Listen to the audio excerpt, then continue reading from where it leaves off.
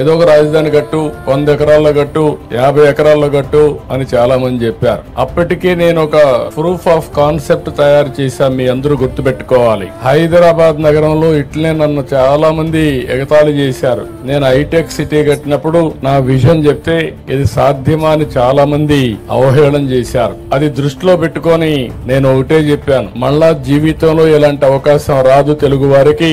ప్రపంచంలో ఒక మంచి రాజధాని, అది కూడా ప్రపంచంలోనే ది బెస్ట్ రాజధాని అక్కడ కట్టింది బ్రౌన్ ఫీల్డ్ రాజధాని, ఇక్కడ గ్రీన్ ఫీల్డ్ రాజధాని కట్టాలంటే దేనికైనా ల్యాండ్ కావాలి. మీరు గుర్తుపెట్టుకోవాలి, ఆకాశంలో రాజధాని కట్టలేము. హైదరాబాద్ లో అవకాశం ఏంటంటే రాజధాని కట్టే సమయంలో గవర్నమెంట్ ల్యాండ్స్ చాలా ఉండేటివి. మొత్తం సైబరాబాద్ ఏరియా అంతా కూడా. దానికి కారణం నిజాం పరిపాలనలో అక్కడంతా కూడా డెవలప్ కాల.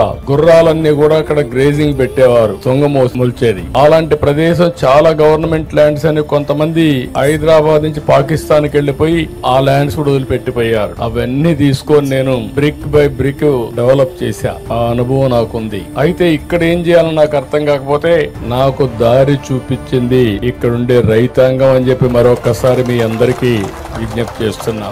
మీలో ఎందుకంటే భూమి అనేది ఒక సెంటిమెంట్.